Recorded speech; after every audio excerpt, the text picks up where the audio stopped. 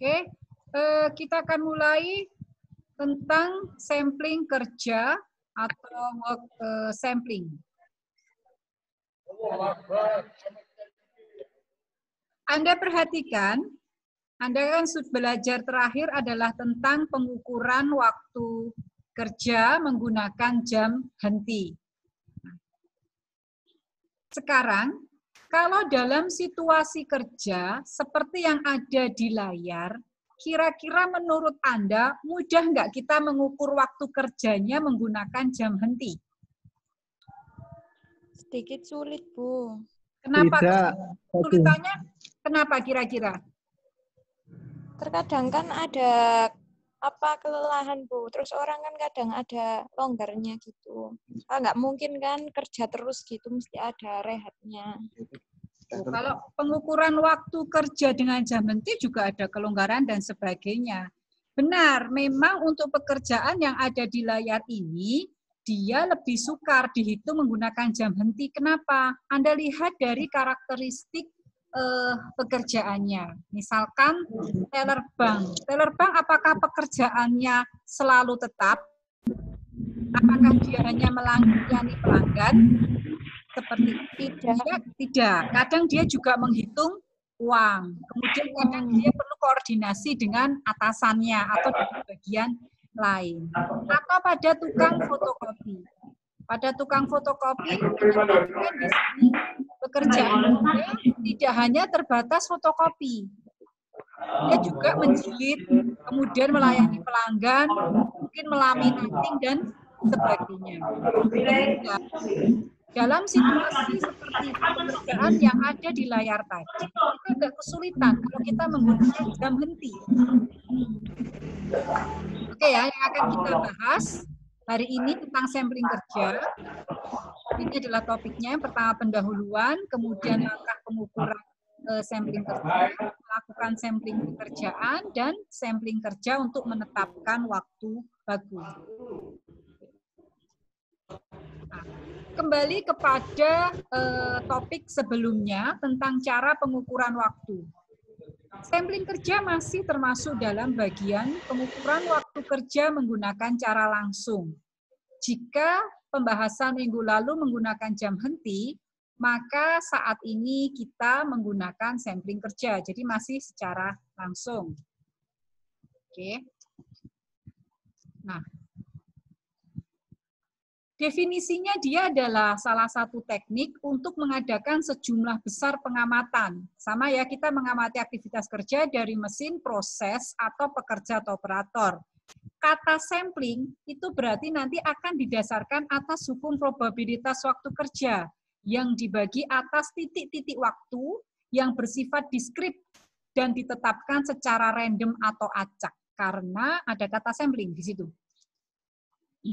Nah, perbedaannya dengan jam henti, seperti yang saya singgung di awal kuliah tadi, adalah jika pada jam henti elemen kerjanya berlangsung dalam waktu singkat, pendek, berulang-ulang, dan kita dapat mengukur dengan stopwatch. Anda perhatikan kalau pada tukang fotokopi tadi, elemen kerjanya bisa berlangsung dalam waktu lama. Ya, kalau fotokopinya cuma satu halaman, satu lembar. Tetapi kalau dia satu buku, 1000 lembar. Jadi lama dan bisa panjang siklusnya. Customer pertama datang, dia fotokopi cuma 2 halaman. Customer kedua 1 buku. Customer ketiga dia hanya menjilidkan. Siklus kerjanya bisa juga tidak berulang. Nah, sehingga dalam sampling kerja ini, kita tidak menggunakan jam henti. Kita akan menggunakan teknik sampling untuk mencari berapa persentase waktu kerja dan berapa persentase delay atau saat dia tidak produktif. Oke. Pertama kali dilakukan oleh Tippett dalam aktivitas penelitiannya di industri tekstil. Nah, adapun kegunaannya, yang pertama adalah untuk mengukur waktu bekerja dan tidak bekerja, yang saya singgung tadi, persentase produktif, kemudian juga persentase delay. Dan selanjutnya dari situ kita juga bisa memperoleh waktu baku atau standar. Jadi kalau misalnya fotokopi, Anda itu bisa fotokopi 1 halaman hitam putih, tingkat kesulitan misalkan sedang, seharusnya berapa detik atau berapa menit.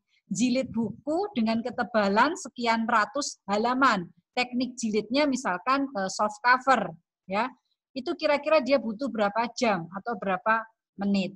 Nanti bisa ketemu dengan cara sampling kerja. Oke, ada yang mau ditanyakan sebelum saya lanjutkan ke bagian berikutnya?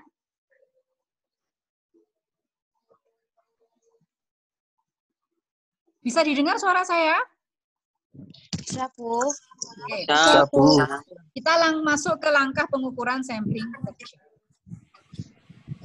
Yang pertama, menetapkan tujuan, melakukan penelitian pendahuluan, memilih pekerja yang representatif, syaratnya bagaimana, Anda cek lagi mirip dengan di pengukuran waktu kerja.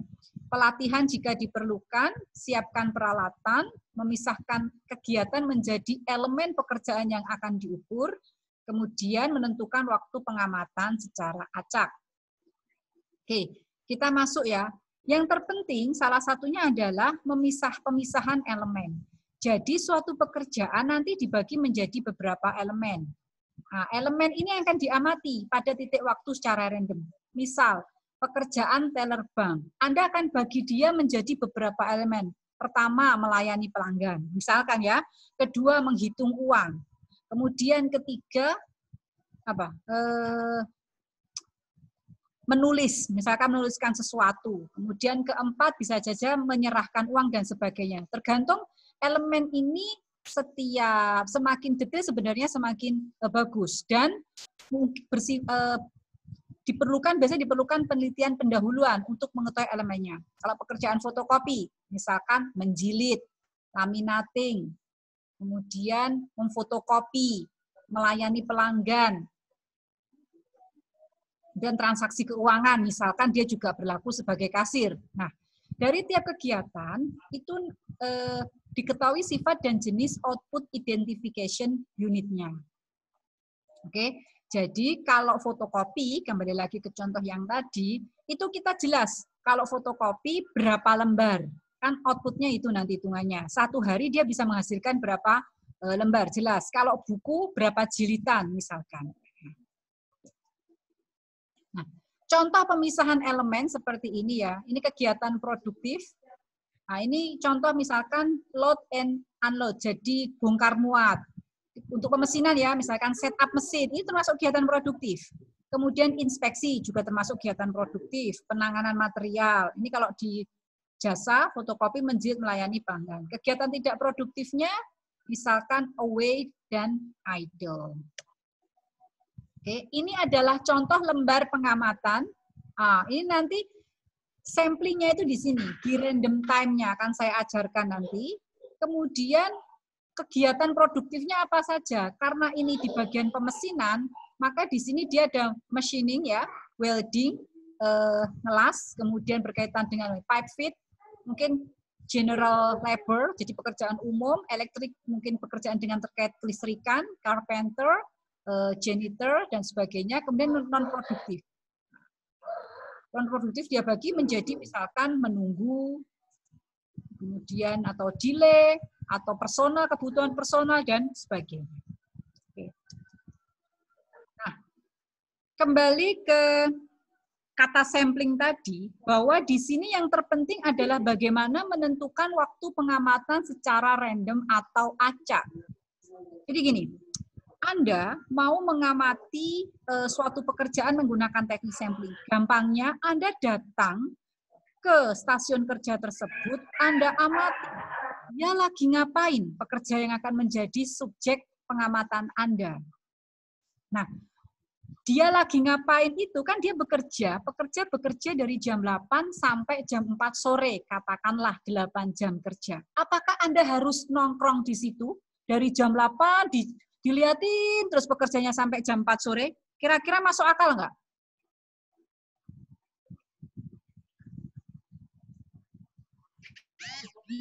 Halo? Tidak, Bu. Tidak ada Halo. suara? Ya. Kalau saya menanya sesuatu, mohon ada yang menjawab ya. Paling tidak, jadi saya tahu ada masalah sama jaringannya atau tidak. Oke. Saya ulangi lagi ya. Rek, mikrofon ini paten nono, Rek. Ya, mikrofonnya tolong dimatikan sebentar. Oke, saya akan mulai lagi, kembali ke contoh tadi. Saya ulangi. Jadi Anda datang, Anda mengamati dari pagi sampai sore. Nah, tentu saja itu pengamatan secara populasi. Akan melelahkan Anda juga.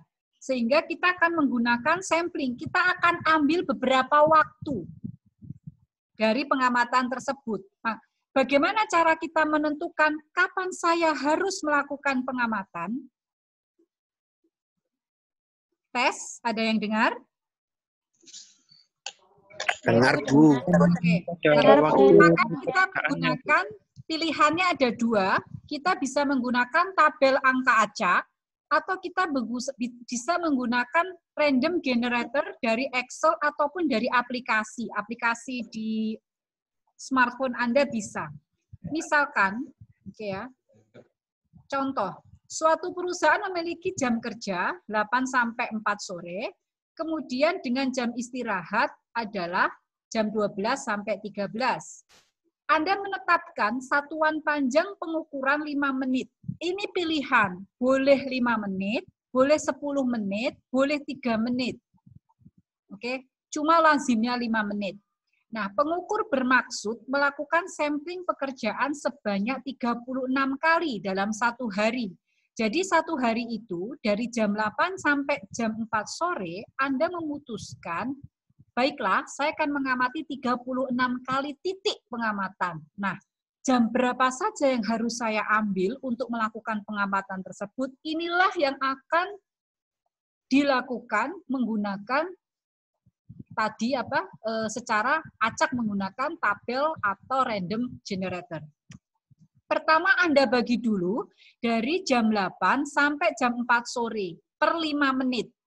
Misal, jam 8.05 adalah nomor 1, jam 8.10 nomor 2, dan seterusnya sehingga sampai jam 4 ada 84 kali pengamatan. Tadi diputuskan mau diambil 36 kali.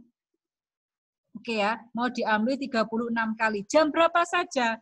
Maka kita menggunakan contoh, kalau Anda menggunakan tabel, Anda konsisten. Tabel banyak, di Google juga banyak.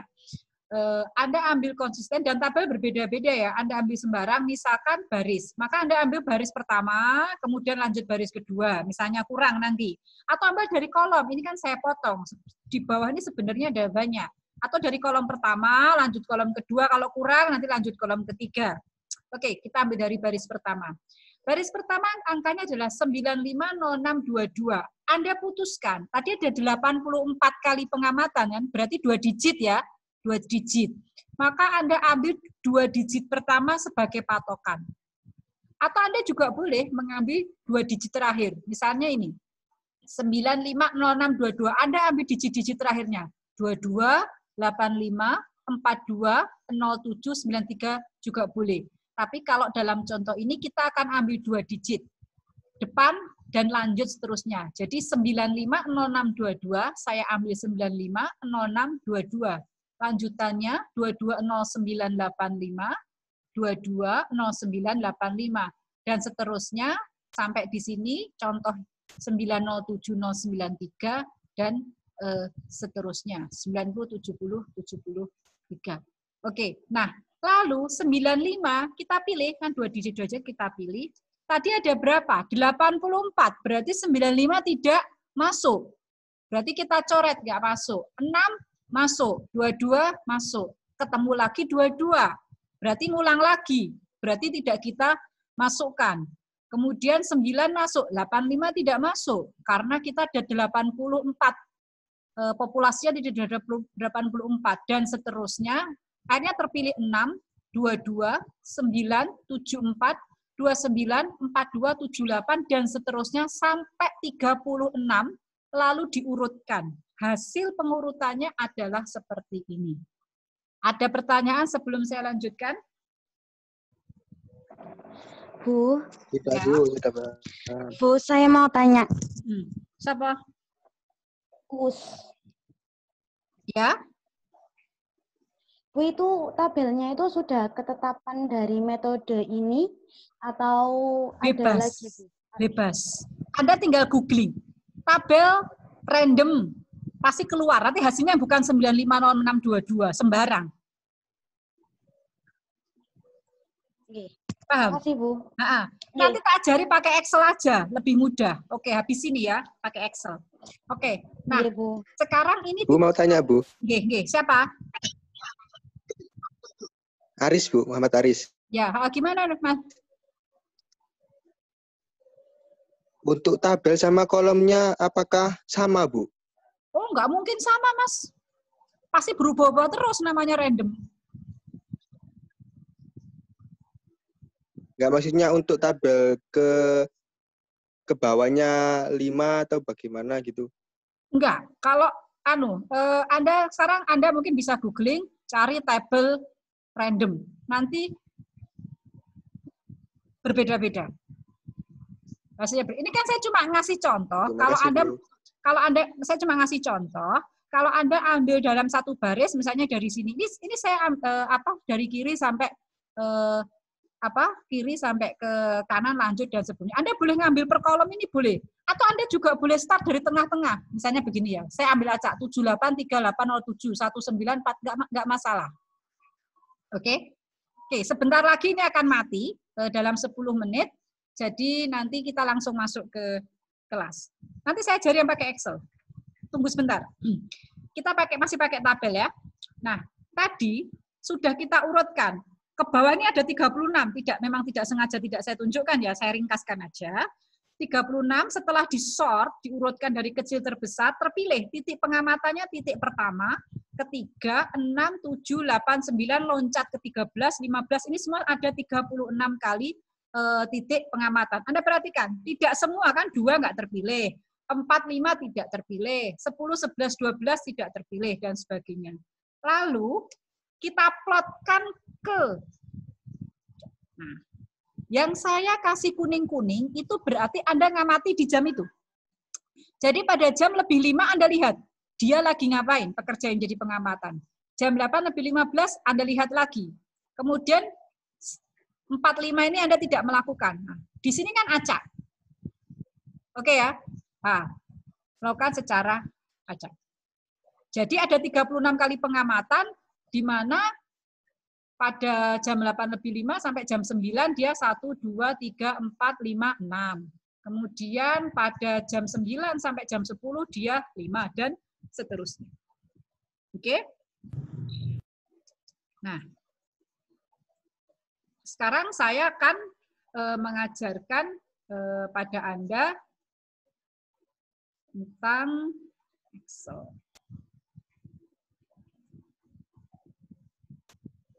Anda bisa melihat Excel tidak di sini?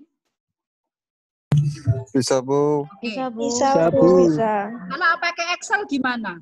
Sama dengan random. Oke. Akan muncul angka seperti ini.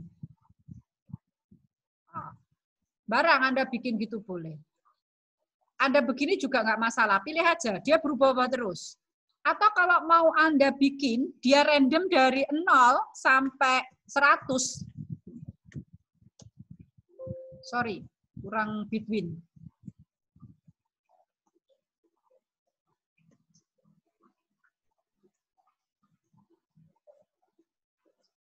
Nah, ini lebih mudah. Nah, mungkin Anda bikin sampai berapa? 54 ya, nggak apa. Ini lebih mudah. Terserah Anda mau pakai cara ini, pakai range dalam kurung atau pakai range between. Kalau pakai dalam kurung tuh begini. Anda tetapkan dulu, misalnya ini ya. Anda copy value. Kalau tidak di copy value berubah lagi nanti. Oke.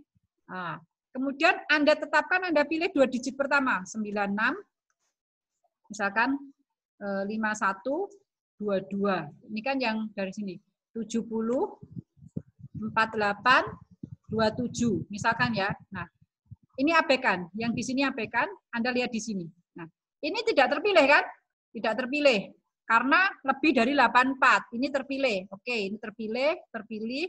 Misalkan terpilih dan selanjutnya terpilih. Lakukan sampai ketemu 36 kali pengamatan. Kalau Anda menggunakan fungsi ran dalam kurung random. Tapi kalau Anda menggunakan yang ini, nah tadi berapa? Copy, value di sini juga bisa. Berarti ini terpilih semua. Ini tidak terpilih karena mengulang. Tidak terpilih karena lebih dari 84, begitu caranya.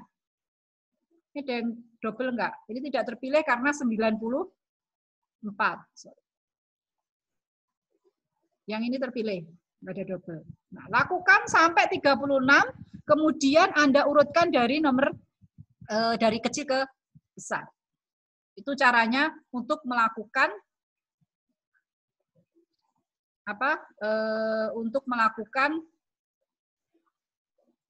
menentukan pengamatan waktu secara acak. Oke ya. Nah,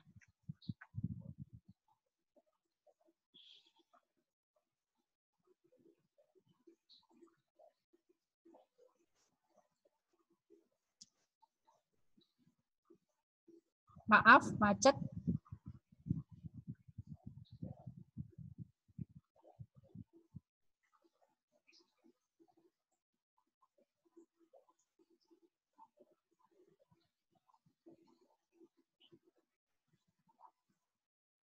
Oke, saya akan mulai lagi.